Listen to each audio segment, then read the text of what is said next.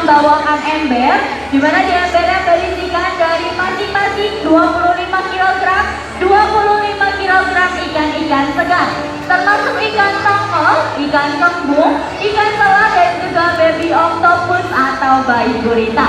Dalam satu hari penuh, kakak penyelam Siwak Ancol akan menghabiskan 100 hingga 150 kg ikan-ikan segar. Oke, sudah ada Kak Chandra nih di hadapan kita, dan di sampingnya sudah ada kakak penyelam yang lainnya, udah ada Kak Alif. Pengunjung teman-teman mau bahas dari ikan yang besar dulu atau yang kecil dulu? Yang besar dulu. Oke, sekarang kita berkenalan dengan ikan yang besar nih yang sudah ada di hadapan kita. Bentuknya pipih, gepeng, selalu tersenyum. Ada yang tahu nggak itu ikan apa? Ikan pari, betul. Oke, jadi di hadapan kita sudah ada ikan pari, di mana jenisnya adalah ikan pari kelapa. Di Siwak Ancol terdapatkan 4 jenis ikan pari. Ada ikan pari kelapa seperti yang di hadapan kita. Ada juga jenis dari ikan pari macan, ikan pari keke, dan juga ikan pari hidung pesek. Nah, ikan pari adalah termasuk dari ikan yang cukup berbahaya atau danger fish. Dikarenakan ikan pari ini terdapat duri beracun yang sangat berbahaya yang berada di pangkal ekornya. Jadi yang berbahaya bukanlah ekornya, melainkan duri beracun yang berada di pangkal ekornya.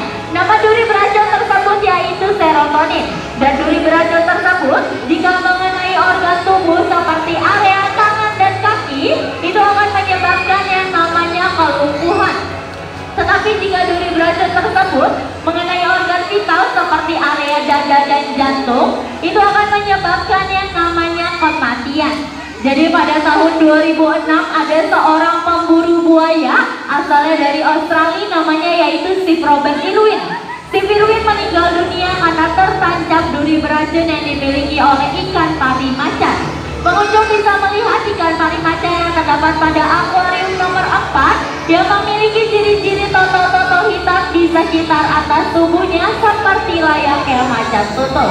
Jadi pada saat itu, Steve Irwin tertancapnya di area sekitar dadanya, makanya tidak tertolong lagi dan berakibat meninggal dunia. Wah, ikan parinya diputar-putar sama kakak penyelamnya. Itu kakak penyelamnya memutar-putarkan tubuh si ikan pari bukan karena kakak penyelamnya jahil atau iseng ya, melainkan sebenarnya kakak penyelamnya itu sedang melatih insting dalam memburu yang dimiliki oleh ikan pari. Jadi sebenarnya ikan pari ini memiliki insting dalam memburu yang kuat. Makanya setiap diberi makan, kakak penyelam Siwak Ancol akan memutar-putarkan tubuh si ikan pari agar insting dalam memburunya tidak hilang.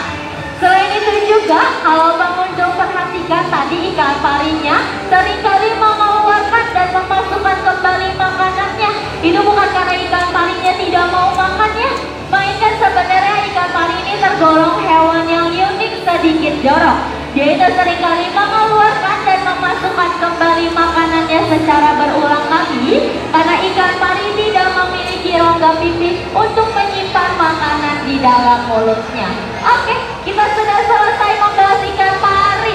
Wah, sudah diputar-putar lagi, kasih tepuk tangan sekali lagi dong pengunjung buat kakak penyelam Siwak Ancol. Dan tadi kita sudah kehadiran hewan reptil. Di situ adalah jenis dari penyu.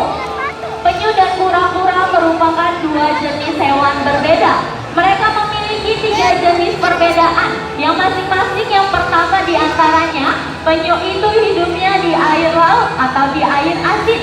Sedangkan kura-kura, yaitu termasuk hewan amfibi, bisa hidup di daratan dan juga di air tawar. Perbedaan kedua, penyu itu memiliki ciri-ciri lengan atau kaki yang bentuknya pipih gepeng seperti dayung. Sedangkan kura-kura memiliki ciri-ciri lengan atau kaki yang terdapat cakar-cakar atau jari-jari. Perbedaan ketiga, ternyata penyu itu tidak dapat berlindung dari balik tempurungnya dikarenakan sudah terisi banyak otot-otot dan juga lemak-lemak. Sedangkan kura-kura